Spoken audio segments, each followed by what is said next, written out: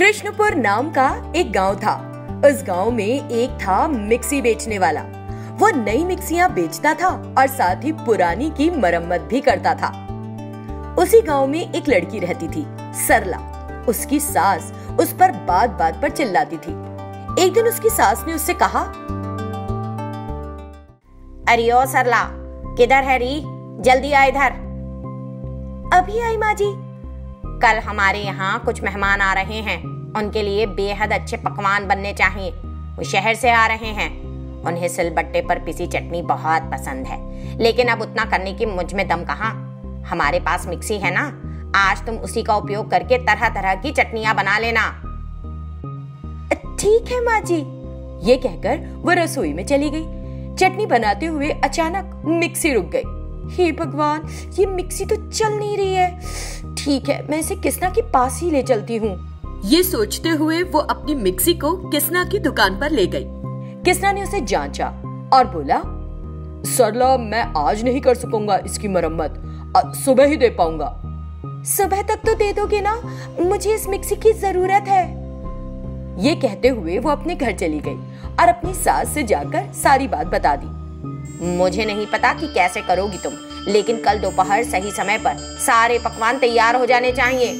ठीक है माँ जी। दिन सुबह सरला किसना की दुकान पर गई, लेकिन उसकी दुकान बंद थी। ये देखकर वो चिंता में पड़ गई और सोचने लगी, हे भगवान, आज किसना को क्या हो गया? वो तो सुबह में ही अपनी दुकान खोल लेता है। ये सोचते हुए वो वहाँ खड़े होकर उसकी राह तकने लगी। जब वो बहुत देर के बाद भी नहीं आया तो वो उसके घर गई, लेकिन वो उसे वहाँ भी नहीं मिला। इससे वो बहुत घबरा गई। हे भगवान, आज तो मैं गई समझो, दोपहर होने वाली है, मेहमान शायद आ भी चुके होंगे। अब मैं क्या करूं? अगर मैं ऐसे ही घर गई तो माँ जी तो मेरी ही चटनी बना डालेंगी।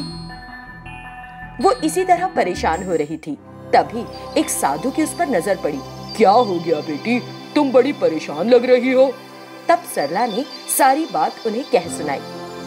चिंता मत करो, ये कहते ही उन्होंने एक सुनहरी मिक्सी बना दी।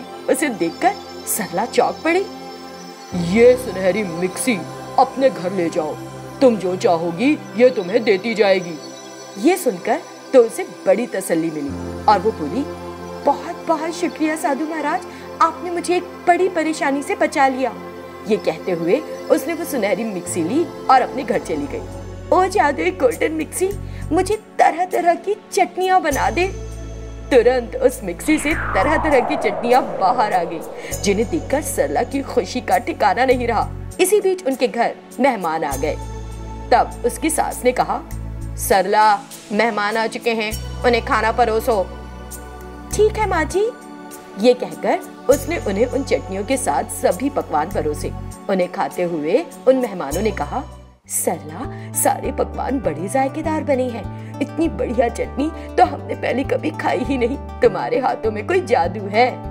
इस तरह उन्होंने उसकी तारीफ की। कुछ देर बाद वो वहाँ से चले गए। फिर कहीं जाकर किसना वो मिक्सी लेकर आया और बोला, सरला, मुझे माफ कर देना बहन, मुझे अचानक जरूरी काम से शहर जाना पड़ गया।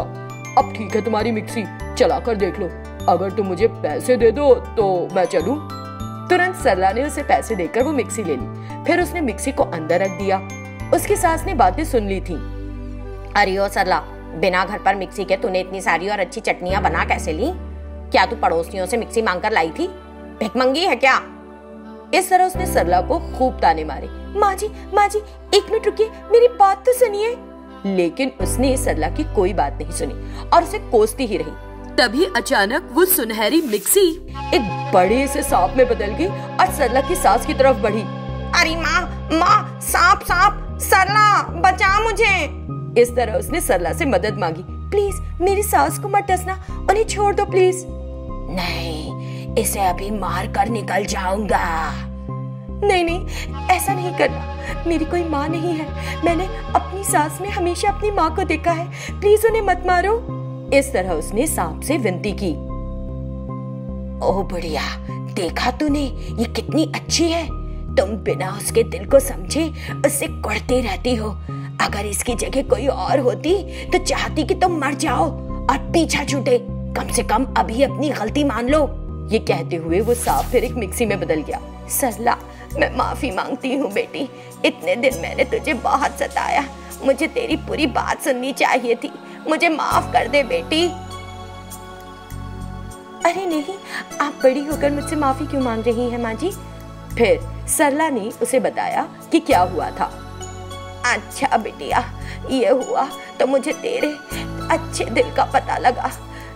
अब मैं तुझे कभी बुरा नहीं कहूंगी। उस दिन के बाद से सरला की सास उसकी खुद से देखभाल करने लगी और इस तरह दोनों सास बहू की आपस में पटने लगी और सरला की परेशानियां दूर हो गई। वो एक सुंदर गांव था। उस गांव में सुमति नाम की एक लड़की रहती थी। वो अकेली रहती थी। वो एक धनवान परिवार के घर के काम करके कुछ पैसे कमाती थी। एक दिन सुमति अपने बचत किए हुए पैसे गिन रही थी। पैसे को गिन लेने के बाद वो सोचने लगी, भगवान का लाख लाख शुक्र है, अगर मैंने 1000 रुपए और बचा लिए तो मैं एक अच्छा सा कुकर खरीद लूंगी। फिर मेरा काम कितना आसान हो जाएगा। फिर मैं सुबह जल्दी मैडम के घर काम के लिए निकल सकती हूँ। इसी बीच एक साधु वहां से जोर जोर से पुकारते हुए निकले, माँ भिक्षाम देहि, माँ भिक्षाम देहि। सुमति घर से बाहर निकली और उन साधु से कहा, स्वामी, मैंने अभी खाना नहीं बनाया है, क्या मैं आपको पैसे दे सकती हूँ? जो भी तुम दे सको लड़की, मैं बिना कुछ कहे उसे ग्रहण करूंगा। तो जरा रुकिए। ये कहते हुए वो अंदर गई और बचत के सारे पैसे निकाल लिए। फिर उसने सोचा, ओहो, अगर मैंने ये पैसे साधु को दे दिए तो मुझे कुकर खरीदने के लिए कुछ और समय इंतजार करना पड़ेगा। लेकिन और कोई चारा भी तो नहीं। पैसे दे दूंगी तो कुछ खरीद कर ही वो अपनी भूख मिटा लेंगे। ये कहते हुए उसने वो पैसे लिए और सारे के सारे उन साधु को दे दिए। आप हंस क्यों रहे हैं स्वामी? कुछ नहीं लड़की, तुम्हारा दयालु हृदय और भोलापन देखकर मुझे हंसी आ गई। जिसकी तुम कामना रखती हो वो चीज तुम्हें जरूर मिल जाएगी। इस तरह साधु ने उसे आशीर्वाद दिया और वहां से चले गए। सुमति को साधु की कही बात कुछ समझ नहीं आई। उसके बारे में सोचती हुई वो घर के अंदर गई और वहां उसे एक सुनहरा कुकर दिखाई दिया। वाह, एक सोने का कुकर लगता है कि वो साधु इस तरह मेरी सहायता करने ही आए थे। उनके आशीर्वाद से ही मुझे ये कुकर मिला है। ये सोचकर वो बहुत खुश हुई। आज मैं इन अंडों को इसमें उबालूंगी और अच्छी सी अंडा करी बनाऊंगी। ये सोचते हुए उसने कुकर को गैस पर रखा। फिर उसने कुकर में पानी डालकर उसमें अंडे रखे। जैसे ही अंडे पानी में गए वो सोने के अंडों में बदल गए। ओही माँ, सोने के अंडे! उन साधु ने तो मेरे जीवन की काया ही पलट दी। नहीं तो ये आम अंडे सोने के अंडों में कैसे बदल गए? ये कुकर किसी भी चीज को सोने में बदल सकता है या सिर्फ अंडों को? ये सोचते हुए उसने उन सोने के अंडों को निकालकर उस कुकर में कुछ सब्जियां डाली। तुरंत वो भी सोने में बदल गई। अरे पापा, मैं इस कुकर में जो भी रखूंगी वो सोने का बन जाएगा। वो बड़ी खुश हुई और उन सोने के अंडों और सब्जियों को बेचकर कुछ पैसे ले लिए। उन पैसों से सुमति ने एक बढ़िया सा घर खरीदा और अपने घर में सारी सहूलियतें जुटा ली और उस सोने के कुकर की मदद से बहुत धनवान हो गई। लेकिन उस पैसों के मिलने से वो धीरे धीरे घमंडी भी हो गई। जब कोई उसके घर आता था तो उनसे इस तरह बात करती थी कि वो बहुत महान है और सामने वाले की कोई औकात ही नहीं। एक दिन हमेशा की तरह सुमति ने उस सोने के कुकर में सब्जियां रखी, लेकिन बहुत देर बाद भी वो सोने की नहीं बनी। इस कुकर को क्या हो गया है?